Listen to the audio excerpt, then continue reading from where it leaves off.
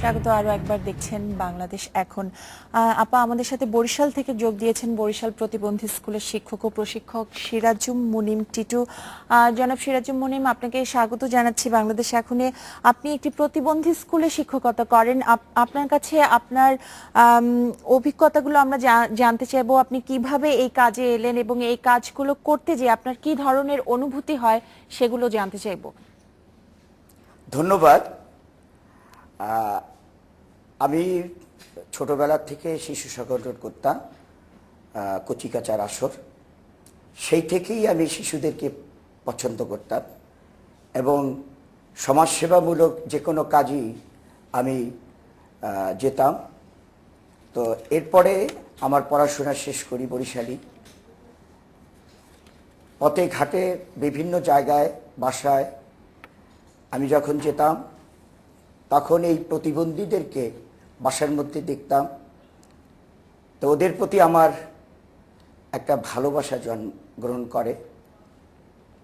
তো আমি যখন কাজ করা শুরু করেছি তখন বরিশাল বুদ্ধি প্রতিবন্ধী স্কুলটি আনার জন্য জনাব মনসুরুল আলম মন্টু অ্যাডভোকেট উনি এই বরিশালে শাখা আনে এবং এই শাখায় কাজ করার জন্য আমাকে প্রস্তাব দেয়।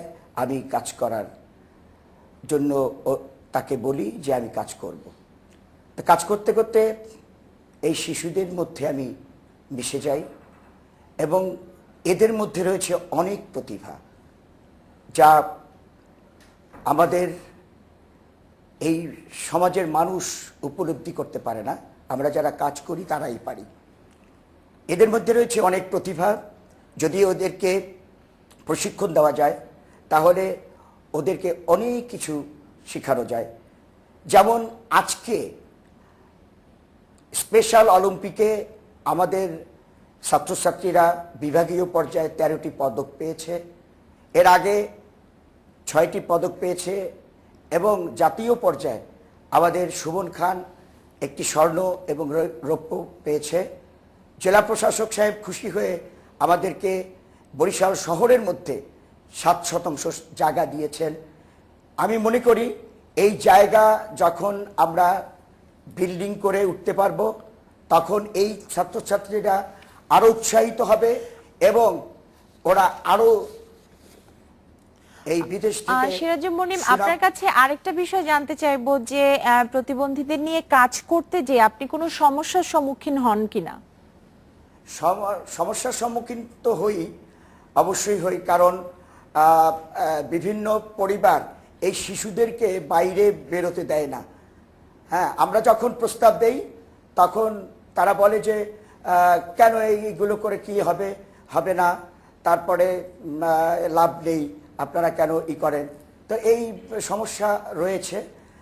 তারপর আর একটি জিনিস আমি দুঃখ পাই যে এই প্রতিবন্ধীদের মধ্যে যারা বিভিন্ন কাজে করতে যায়, কাজ করতে যায়, তখন তাদেরকে পাগল বলা হয়। আসলে কিন্তু তারা পাগল না।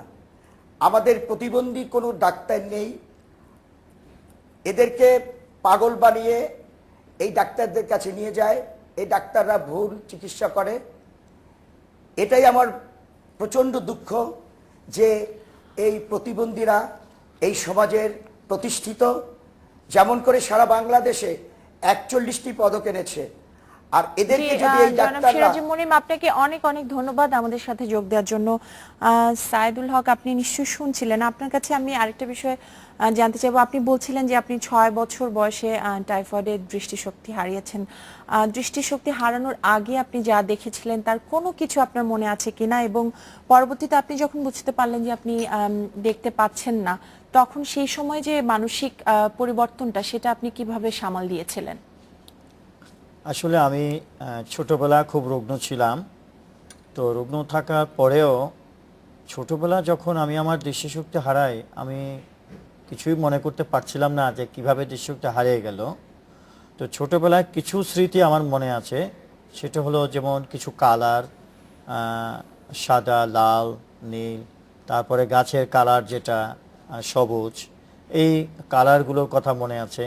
আরেকটা স্মৃতি আমার মনে পড়ছে যে প্রথম শ্রেণীতে যে ভর্তি হয়েছিলাম যখন, সেই বইয়ের কিছু ছবির কথা মনে আছে, বিড়ালের ছবি, ইঁদুরের ছবি, বড় বড় করে ছাপা, কিন্তু আমি লিখতে পারতাম না, বাট আমি ছবি দেখতাম অল্প অল্প করে, সেইটুকু স্মৃতি আমার মনে আছে, কিন্তু এছাড়া আর তেমন কিছু মনে নেই। তারপরে যখন রুগ্ন হয়ে পড়ি, খুব অসুস্থ হয়ে পড়ি, এরপরে তো বছর 6-7 কেটে যায়।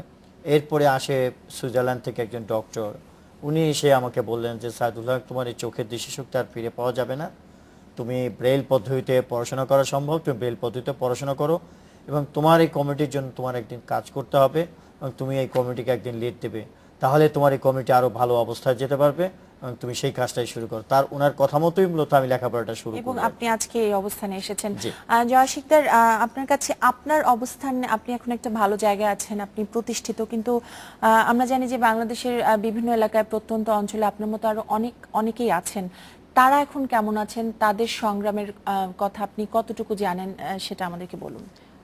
আমি যদি বলি যে বাংলাদেশের প্রত্যন্ত অঞ্চলে আমার মতো মানুষ রয়েছে, এবং ইভেন ঢাকার শহরে অনেক রয়েছে, বিভিন্ন পল্লীতে তারা থাকছে একসঙ্গে জড়ো হয়ে, কিন্তু আসলে সেখানে থাকাটা এতটা ভালো মনে করি না।